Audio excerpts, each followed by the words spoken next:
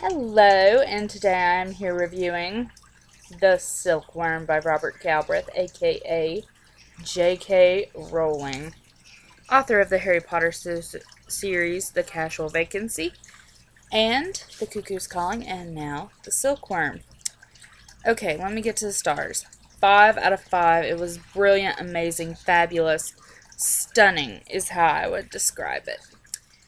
So, this is the sequel to The Cuckoo's Calling, which means that we follow Cormoran Strike and his stunning assistant, Robin, through the book as they try to solve what they think is a missing person case at the beginning.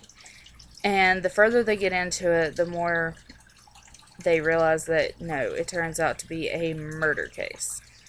Okay, and obviously, because of what happened in The Cuckoo's Calling, there is a lot of tension between the police force and Strike, who is a private investigator. Now, I'm not going to give away any spoilers. Hopefully. I don't know. I may. I haven't decided yet. So, what you need to know about this book is that it was fantastic.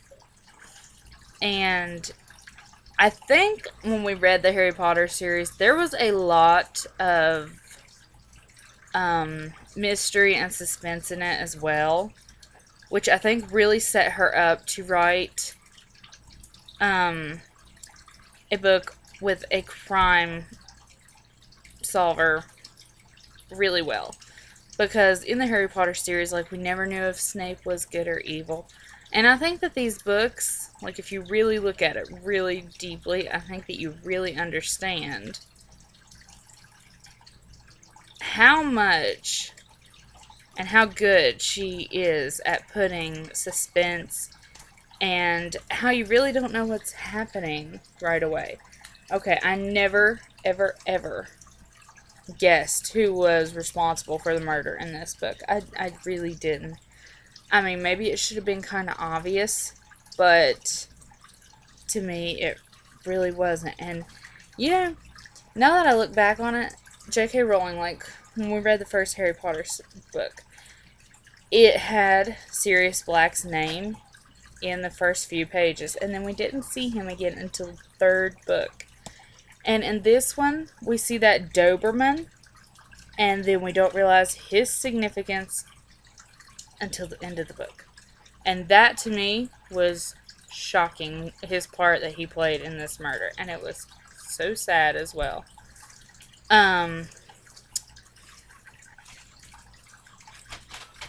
It was really a difficult book to figure out. And it took me a couple of days to read it because I really took my time and enjoyed reading it. For people who love mystery or things like that, this is the perfect book. Also, I really think that the Strike-Robin relationship is really, really interesting. Is there budding romance there? I don't know. But at the end of the book, I really think so. I really think that she's going to realize that Strike is the one that she needs to be with, even though she's not physically attracted to him. Because we find out that her fiance is a bit traditional. I don't think he has a problem with her working at all.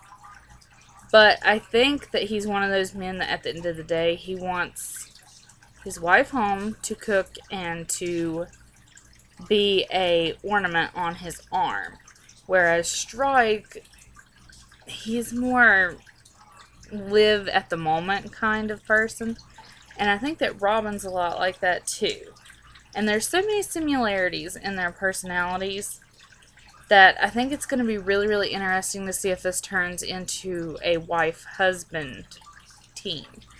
I really, really want them to get together. I don't know if that's just me or if everybody else thinks that. Please let me know.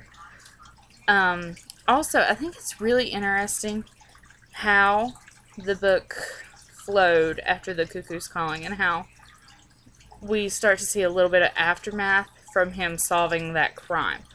Also, I loved his brother. Oh my god, I loved his brother. I really hope that he joins the team. Maybe because, well, I don't want to give away any spoilers, but I loved his brother, and his brother is struggling with being a famous person's son, and he really would like to make his own way. I would kind of like to see him become part of the team with Strike, because Strike is really a lonely character. I mean, he has these flings with women, but other than the long-term relationship that is now officially over with Charlotte, I think is her name, but now that we see that that's over, like, he's really a lonely person, and in this book, we see him go from lonely to he has godchildren, and he has nieces and nephews, and I really want to see him have more to do with his family, and maybe even his father, and I think that that is an interesting relationship that's going to be played out in future books as well. So, there is a lot going on in these novels, so you really should pick them up and read them. I give it 5 out of 5 stars. I'm a huge J.K. Rowling fan. I love the way she writes. Also, she used my favorite word in this book. My favorite word is mundane. It is my absolute favorite word. I read it when I was like, I don't know, probably like 11 or 12. Maybe it was a little older than that. Maybe I was 13. I don't know. I read that word in one book, and it became my all-time favorite word. And it is in this book, and as a matter of fact, I even think I remembered the page number that it was on, because not a lot of authors use that word. And I believe it was on page 149. So that was just like a little interesting thing that I enjoyed.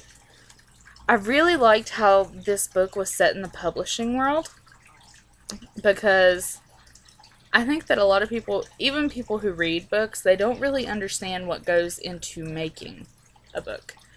I didn't realize how complicated it was until I started writing, I don't want to say professionally, but when I started to try to get things published, I realized how difficult it was and how many things you have to do just to get a huge manuscript published. So it was really interesting to see that, and I really loved how they talked about agents and things, because a lot of people don't understand that in order to get published by a big brand name publishing company, the traditional route, you have to have an agent that likes your manuscript before they send it off.